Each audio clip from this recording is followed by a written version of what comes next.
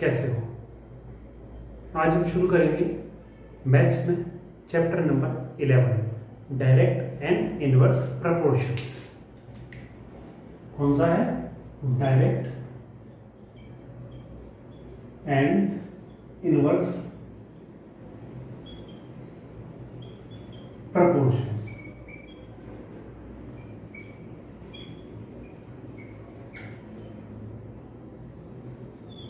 Direct and inverse proportion, उसमें भी हम पहले पढ़ेंगे डायरेक्ट प्रपोर्शंस।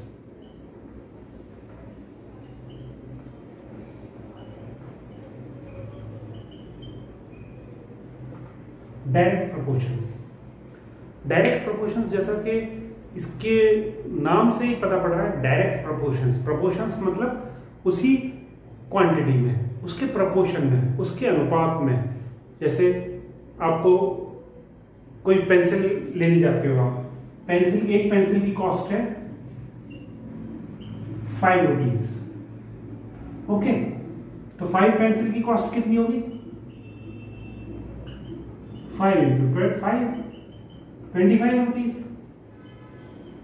जिस प्रोपोर्शन में, जिस क्वांटिटी में, जिस प्रोपोर्शन में पेंसिल की नंबर ऑफ पेंसिल इंक्रीज हुई, उसी क्वांटिटी में, उसी रेशो में, उसी प्रोपोर्शन में कॉस्ट ऑफ पेंसिल या अमाउंट ऑफ पेंसिल इंक्रीज हो गया।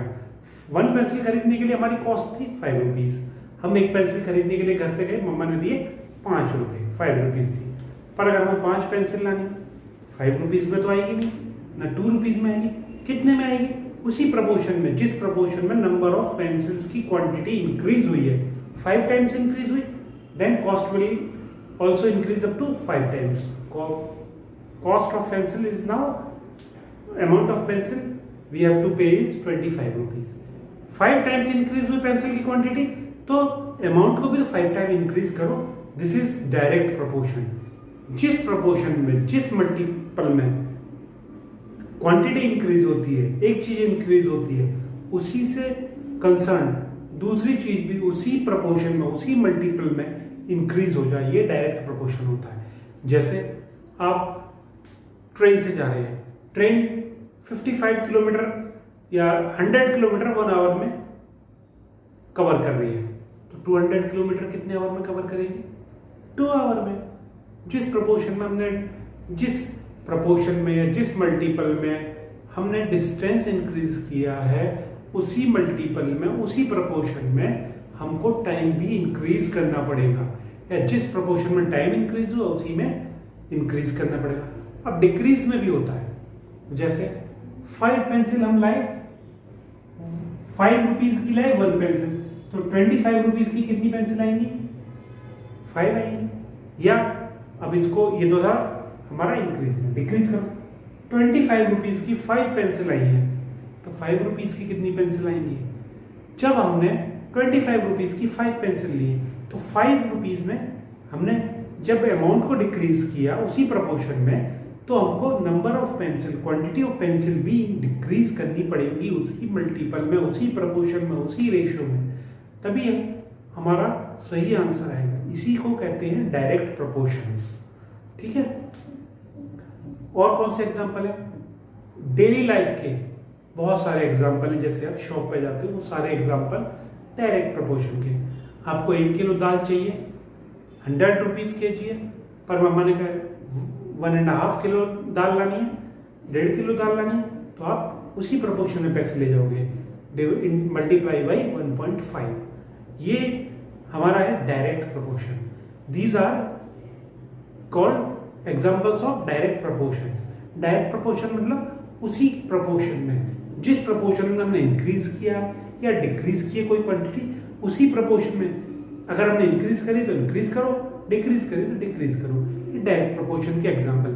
अब हम इस आपकी बुक के एग्जांपल इसको सॉल्व करके दिखाते, तब आपकी समझ बिल्कुल क्लियर हो जाएगा। और हाँ, जो आपकी बुक में मेथड दिया हुआ है, वो मेथड मैं फॉलो नहीं कर रहा हूँ, क्योंकि मेरे पास इससे भी सिंपल मेथड है, इससे भी आसान मेथड है जो मैंने पढ़ा है। हो सकता है आपके स्कूल में आपकी बुक का मेथड पढ़ाया जाता हो, आप उससे करिए, वो गलत नहीं है, वो भी सही है, पर जिस मेथड से मैंने पढ़ा मुझे लगता है कि वो आसान मेथड है, मैं भी आपको उसी मेथड से पढ़ाऊंगा। ओके, तो स्टार्ट करें आपकी बुक के एग्जाम। Let's start.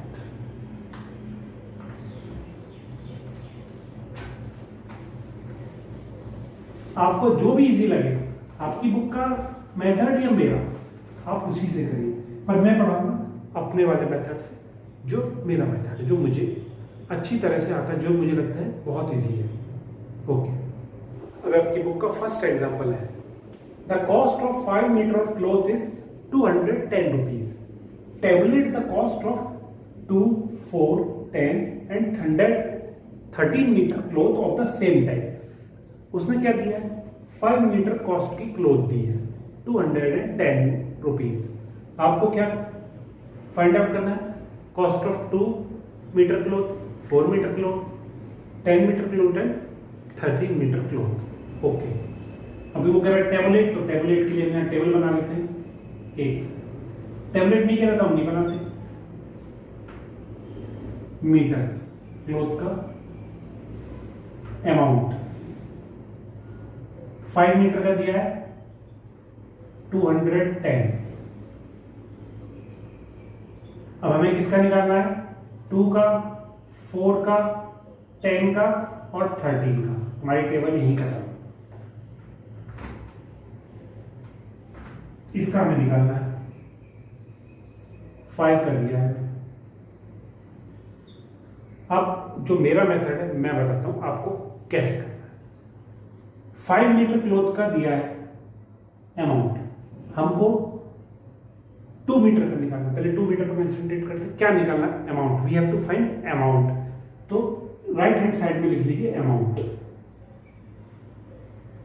और यहां यूनिट भी लिखिए, rupees. Okay, left hand side में लिखिए लेंथ, मीटर।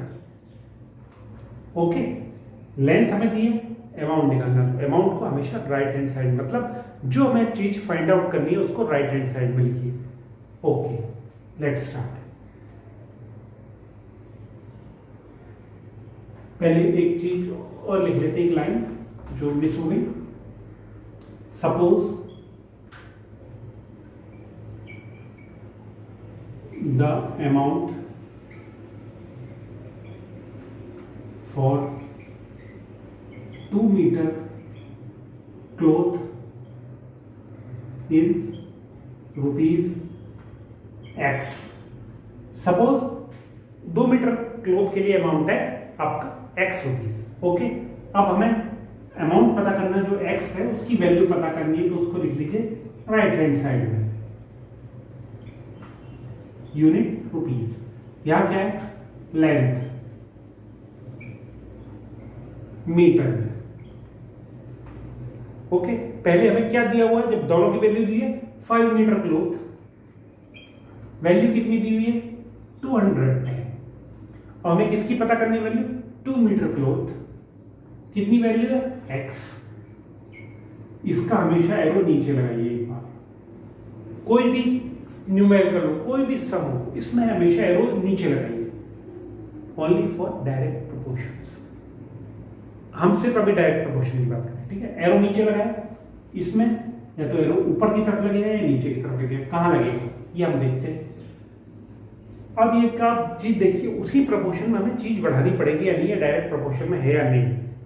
5 मीटर क्लॉथ का अमाउंट था 200 है, तो 2 मीटर का कम ही तो होगा, ज्यादा तो होगा नहीं। ज्यादा क्वांटिटी, ज्यादा लेंथ का अमाउंट ज्यादा, कम लेंथ का कम, मतलब डायरेक्ट प्रोपोर्शन में।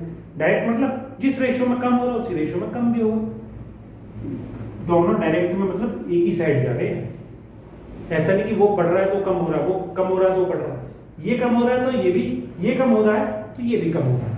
ओके, तो अब इसको ऐसे लिखेंगे, पलट के लिखेंगे, x upon 210 is equal to 2 upon 5, इस तरह से लिखेंगे। ये डायरेक्ट प्रोपोर्शन में है।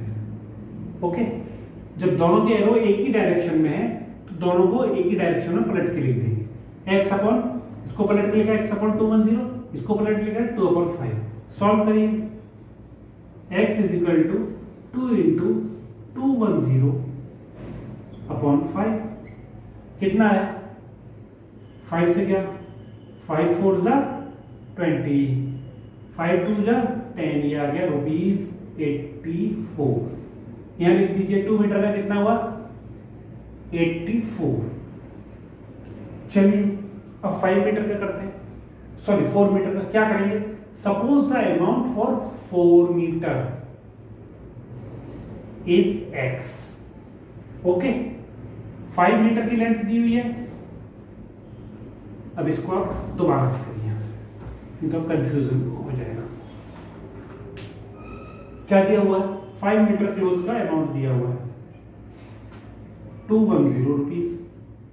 हमें क्या फाइंड आउट करना है, 4 मीटर का कितना हो दिया हमने, माना है x। इसका एरो नीचे की तरफ लगेगा। ओके, इसका एरो किधर लगेगा, 5 मीटर क्लोथ का अमाउंट है 210 रुपीज। 4 मीटर मतलब क्वांटिटी कम हो रही है, लेंथ कम हो रही है, तो अमाउंट भी कम होगा, तो सेम डायरेक्शन में लग जाएगा। इनको पलट के लिख दीजिए, x upon 210 is equal to 4/5। समझ में आया, ओके। सॉल्व करिए, 4 इंटू 210/5, 5 से कितनी बार आ गया, 5 4 जा 20। ओके, 5 4 जा 20, 5 2 जा 10, कितना आया 4 2 जा 8 और ये 16, ये आ गया 168 रुपीज। समझ में आया। नेक्स्ट अब क्या करना है, 10 मीटर का, ये रब कर देते, इरेज कर दो ये। अब क्या है, find the cost of 10 metre length. Suppose the amount of 10 metre is ₹x। Same जो पहले प्रोसीजर था, 5 मीटर की कॉस्ट कितनी है 210, तो 10 मीटर की कितनी होगी x। x तो मानी हमने, इसका एरो नीचे, इसमें एरो कैसे आएगा, 5 मीटर की 210, तो 10 मीटर की ज्यादा ही होगी, नीचे पलट के लिख दो, x upon 210 is equal to 10/5, कितना है x is equal to 10 into 210/5, ये कितनी क्या आ गया 42, कितना आया ₹420, यहां लिख दो,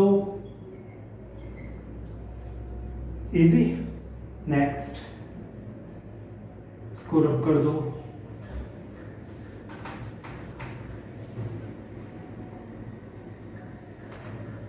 find the cost for 13 meter length. Suppose the amount for 13 meter is x rupees. Length लिखो 5 मीटर थी जब, उसका प्राइस था 210, तो जब 13 मीटर हो गई तो x हो गया उसका प्राइस। x की वैल्यू निकालनी है, इसको नीचे करा एरो, इसमें क्या आएगा 5 मीटर की कम कॉस्ट, ज्यादा मीटर की ज्यादा कॉस्ट। सिंपल फॉर्मूला है, पलट के लिख दो,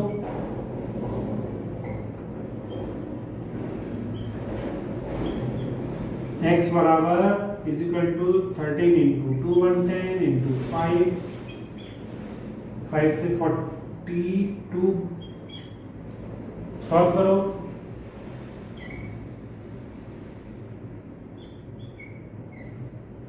₹546। ये हमारी टेबल बन गई, ये प्रॉब्लम हो गई सॉल्व। ये मेथड है आसान, आप इसी से कोशिश करिए, इससे होंगे सवाल, इजीली होंगे, कोई कंफ्यूजन नहीं रहेगा, सिंपल है। अब चलते हैं इसके एग्जांपल नंबर 2 पे, इरेज करो,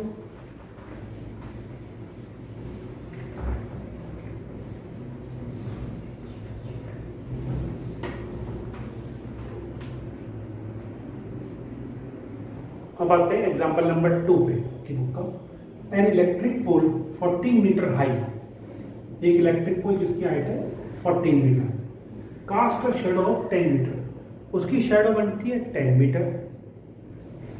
find the height of a tree, tree की हाइट फाउंड करनी है हमें, that cast a shadow of 15 metre, जिसकी हाइट जो जिसकी शेडो 15 मीटर की। तो हमें दो शेडो दिए, एक हाइट दी है, पोल की हाइट दी है जिसकी शेडो इतनी बनती है, ट्री की शेडो दी है जिसकी हाइट हमें डिसाइड करनी है। तो लिखो suppose the height of tree is x metre. ठीक है, ट्री की हाइट x मीटर है, तो यहां लिखो ऑब्जेक्ट हाइट, यूनिट क्या है मीटर। ऑब्जेक्ट हाइट क्यों लिखा? क्योंकि एक में पोल दिया हुआ, एक में ट्री दिया हुआ है। अगर खाली ट्री दिया होता तो ट्री लिखते, इसलिए हमने ऑब्जेक्ट लिख दिया, ऑब्जेक्ट हाइट। यहां लिखो शेडो, शेडो हाइट, ये भी मीटर में लिख दो।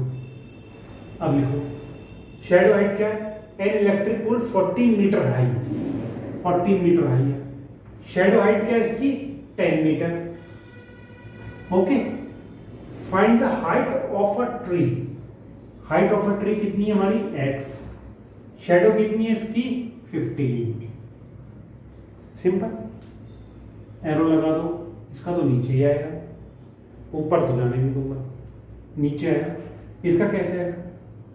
जो चीज जितनी लंबी होगी उसकी शेडो भी उतनी ही बड़ी बनेगी, और जो चीज जितनी छोटी होगी उसकी शेडो उतनी छोटी बनेगी।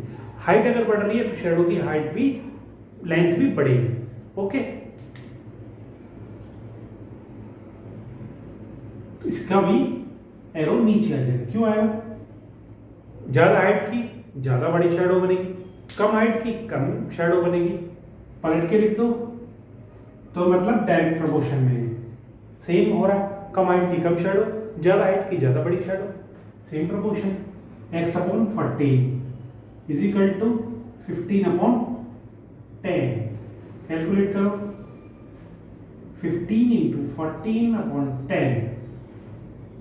5 से करो, 5 2 जा 10, 5 3 जा 15, 2 से 2 1 जा 2, 2 7 जा 4, 2 7 जा 14, 21 मीटर। आंसर है 21 मीटर। x की वैल्यू है 21 मीटर। x क्या? Height of tree is x metre, height of tree is 21 metres. Okay, next. समझ में आया ना? इस टेक्निक से करोगे, इस मेथड से करोगे तो मेरे हिसाब से शायद ज्यादा इजी होगा।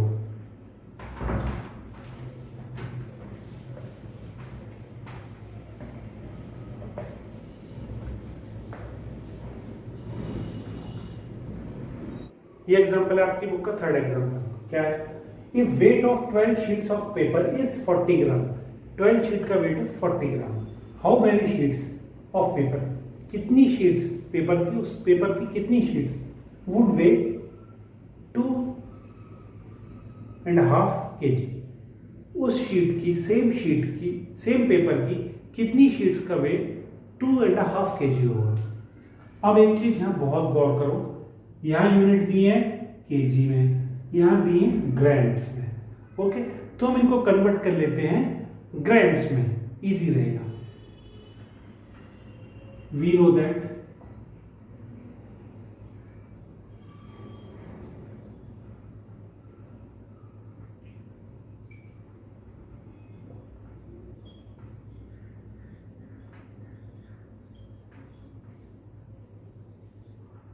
अब ये मत पूछो ना कैसे आया। 2.5 kg is equal to 2.5 kilogram, 1 kg is equal to 1000 kilogram, 1 kilogram is equal to 1000 gram, 2.5 kilogram is equal to 2500 grams. Easy. Suppose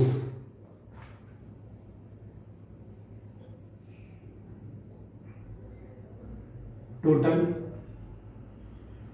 x, total weight of x sheets is 2500 gram. Okay, हमने suppose किया, वो पूछ रहा कितनी sheets का wait 2.5 kg है, मतलब 2500 ग्राम। हमने सपोज किया, सपोज x शीट का वेट 2500 ग्राम्स। अब लिखो क्या कैलकुलेट करना? नंबर ऑफ शीट्स, तो इधर लिख दो शीट्स, ब्रैकेट में नंबर, यहां लिखो वेट, किसमें, ग्राम्स में। अब लिखो 12 शीट का वेट है कितना, 40 ग्राम, तो कितनी शीट्स का वेट 2500 ग्राम्स होगा, एक्स का होगा, इसको नीचे ही लगाऊंगा मैं। ओके, अब देखो डायरेक्ट प्रोपोर्शन में है, कम शीट का वेट, शीट ज्यादा हो रही है ना, ऊपर है कम शीट का वेट कम होगा तो ज्यादा शीट का वेट तो ज्यादा ही होगा, कम तो होगा नहीं, कम शीट का वेट कम, ज्यादा शीट का वेट ज्यादा, इसका भी नीचे पलट के लिख दो, x upon 12 is equal to 2500 upon 40, x is equal to 2500 into 12 upon 40। Okay, 4 से गया 3 टाइम्स, 4 से गया 10 टाइम्स, 10 से गया 250 टाइम्स, कितना हो गया 250 into 3 750 sheets. It means 750 sheets का वेट होगा 2500 grams. Easy solve. Okay, next example की तरफ चलते हैं। बहुत अच्छी तरह समझो इसको, अगर एक बार वीडियो देख के समझ में आई ना आपको, बैक करके देखो, दोबारा देखो, कोई बड़ी चीज नहीं है, छोटा है पर आना चाहिए, आगे बहुत काम आएगा। ये 4th एग्जांपल है आपकी बुक का। A train is moving at the uniform speed of 75 kilometre per hour. Speed of train कितनी, 75 kilometre in 1 hour. How far will it travel in 20 minutes. First पे आते हैं, how far will it travel in 20 minutes. 20 minutes में कितना travel करेगी। अब आप देखिए, स्पीड दी है पर आवर में, पूछ रहा है मिनट में, तो हम आवर उसको मिनट में चेंज कर लेते हैं। स्पीड ऑफ ट्रेन कितनी हुई,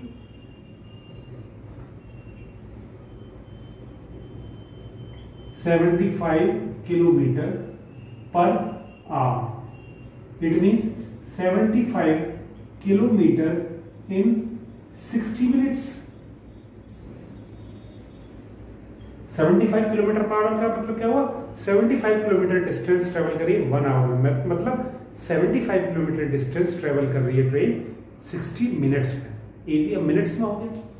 सपोज क्या करा, how far will it travel in 20 minutes. Suppose it will travel x kilometre in 20 minutes. Okay, अब लिखो क्या ट्रेवल, हमें डिस्टेंस ट्रेवल करना, डिस्टेंस कैलकुलेट करना है ना, तो यहाँ लिखो डिस्टेंस। राइट हैंड साइड में वही लिखते हैं इन क्वेश्चंस में जो हमें कैलकुलेट करना होता है। डिस्टेंस लिखो, किसमें हमारा डिस्टेंस, किलोमीटर। टाइम लिखो, किसमें टाइम, मिनट्स में। सॉल्व करो। स्पीड क्या है, 75 किलोमीटर, मतलब 75 किलोमीटर इन 60 मिनट्स। 60 मिनट में 75 किलोमीटर चलेगी ट्रेन, और 20 मिनट में कितना चलेगी, x किलोमीटर। इजी, ये तो मैं नीचे लगाऊंगा। डायरेक्ट प्रोपोर्शन में है या नहीं, पहले ये देखो, ये ज्यादा था ये कम है। ज्यादा टाइम में ट्रेन, कोई भी चीज, कोई भी व्हीकल ज्यादा टाइम में ज्यादा ट्रेवल करेगा, कम टाइम में कम ट्रेवल करेगा, मतलब डायरेक्टली प्रोपोर्शनल है। पलट दो सबको, x upon 75 is equal to 20 upon 60। Okay, solve करो। 20 अपॉन 60 इंटू 75, 20 से गया 1, 23 सा ये क्या 25। इट मीन्स 25 किलोमीटर ट्रेवल करेगी इन 20 मिनट्स। ओके, पहले का आंसर आ गया, इसके लिख दो, आंसर इज 25 किलोमीटर। हो सकता है हमारे आगे काम आइए नेक्स्ट सेकंड पार्ट करने में, तो इसलिए हमने ये लिख दिया। अब आ जाओ सेकंड पार्ट।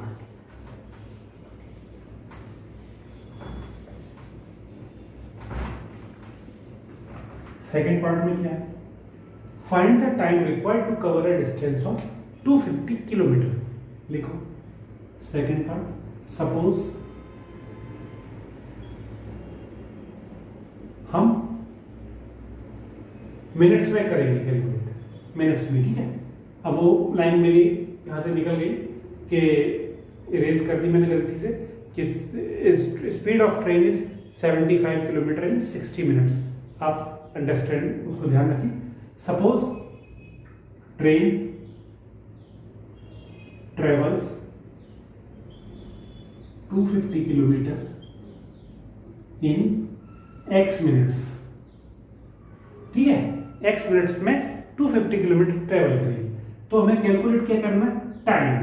तो लिख दो टाइम, किसमें, मिनट्स में। यहां लिख दो डिस्टेंस, किसमें, किलोमीटर। हो गया सब। 75 किलोमीटर इसकी स्पीड है, it means 75 kilometre in 60 minutes. Okay, calculate क्या करना है, 250 किलोमीटर कितने मिनट में, x सपोज किया हमने x, ये तो नीचे लगेगा। ये कम डिस्टेंस है, ज्यादा कम डिस्टेंस कम टाइम में कवर करेगी, ज्यादा डिस्टेंस ज्यादा टाइम में। कम डिस्टेंस को कवर करने के लिए कम टाइम लगेगा और ज्यादा को कवर करने के लिए ज्यादा लगेगा। तो ये भी हमारा नीचे आ गया। पलट दो,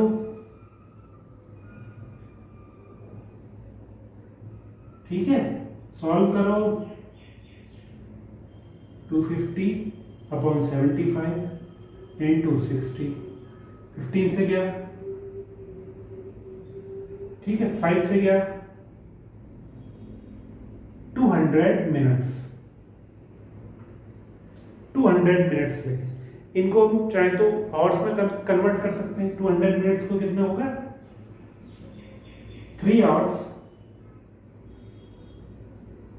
60 से डिवाइड किया, 3 बार हो गया, 3 6 जा 80, 3 6 जा 80, 180 मिनट्स हो गए। 3 आवर्स बचे 20 मिनट्स, 200 मिनट्स हो गए। ओके, इसको एक तो हमने 75 किलोमीटर लेके करा, 75 किलोमीटर पर आवर। जो हमने फर्स्ट में सॉल्व किया है ना 20 मिनट्स में 25, उससे भी कर सकते हैं। कैसे,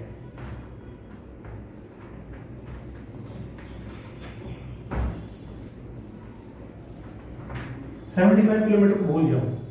फर्स्ट में देखो हमने क्या किया था, 20 मिनट में 25 किलोमीटर। 25 किलोमीटर कितना चलता है 20 मिनट में। 250 किलोमीटर कितना चलेगा x मिनट में। आ गया, एरो तो यही लगेगा। अब ये कम है, ये कम है, ये ज्यादा है। कम डिस्टेंस ट्रेवल करने के लिए कम टाइम चाहिए, ज्यादा के लिए ज्यादा चाहिए, मतलब डायरेक्टली प्रोपोर्शनल है। कर दो ये डायरेक्टली, पलट दो,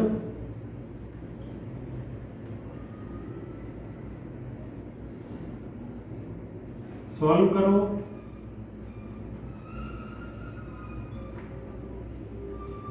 टेन टाइम्स किया, 200 मिनट्स आ गया। हो गया सॉल्व, इजी। चाहे तो वो वाली वैल्यू ले लो, चाहे जो फर्स्ट एग्जांपल में निकाली है, फर्स्ट पार्ट में निकाली उसको ले लो, दोनों से ही सॉल्व हो जाएगा। चलो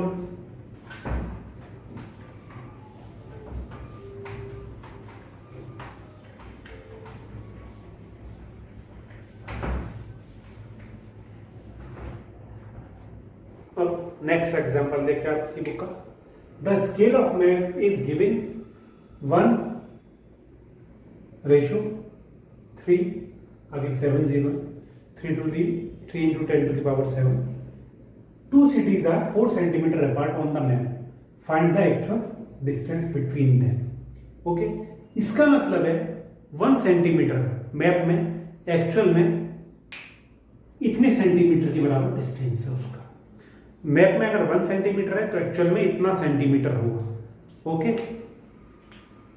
तो इसको लिखते हैं, जो ये दिया हुआ हमारा वैल्यू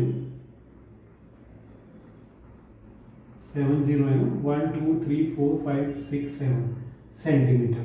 इसको हम लिख सकते हैं 3 into 10 to the power 7 centimetre. Okay, centimetre में रहने दें, डिस्टेंस सेंटीमीटर में कैलकुलेट करेंगे, मीटर में किलोमीटर में बाद में देखेंगे।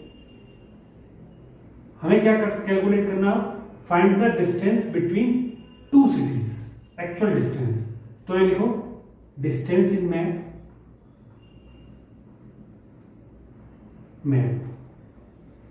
किसमें, सेंटीमीटर में। एक्चुअल डिस्टेंस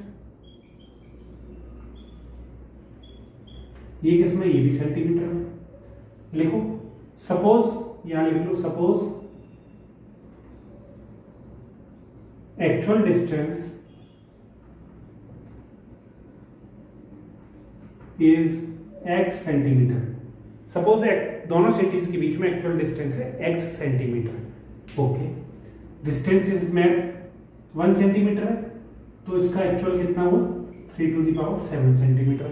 ठीक है, और जब मैप में 4 सेंटीमीटर है तो इसका हम लिखा x, एक्चुअल में x सेंटीमीटर डिस्टेंस। इसको तो हमने नीचे कर दिया, ये तो नीचे आएगा। अब डायरेक्ट प्रोपोर्शन है नहीं, ये हमें देखना है। तो डिस्टेंस कितना है, जब कम है तो एक्चुअल डिस्टेंस कम होगा। मैप में अगर ज्यादा डिस्टेंस दिखा रहा तो एक्चुअल डिस्टेंस ज्यादा ही होगा, सिंपल। इसको भी नीचे कर दो, पलट दो।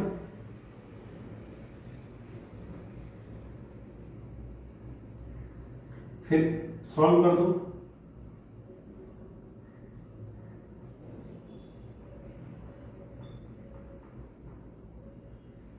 इतना सेंटीमीटर है, पर दो सिटीज के बीच में डिस्टेंस हम किलोमीटर में मेजर करते हैं, ये सेंटीमीटर में। इसको किलोमीटर बनाने के लिए हम क्या करेंगे, 12 × 10⁻⁷ सेंटीमीटर। इसको मीटर बनाएगा, सेंटीमीटर से मीटर बनाएंगे तो 100 से डिवाइड करेंगे, सेंटीमीटर से मीटर बनाएंगे 100 से डिवाइड करेंगे, और मीटर से किलोमीटर बनाएंगे 1000 से डिवाइड कर देंगे।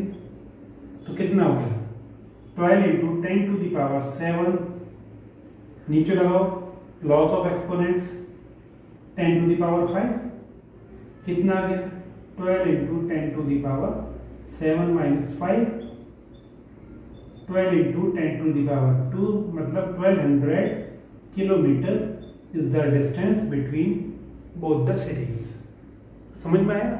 ये आपका एग्जांपल है। इसमें मैंने क्या किया, सेंटीमीटर में आंसर आया, उसको किलोमीटर में कन्वर्ट कर दिया, सिंपल। और बाकी सेम प्रोसीजर। ये डायरेक्ट प्रोपोर्शन के आपके सम थे। अब इसकी एक्सरसाइज करिए। नेक्स्ट क्लास में पढ़ाऊंगा इनवर्स प्रोपोर्शन, पर उससे पहले आप डायरेक्ट के सवाल करिए।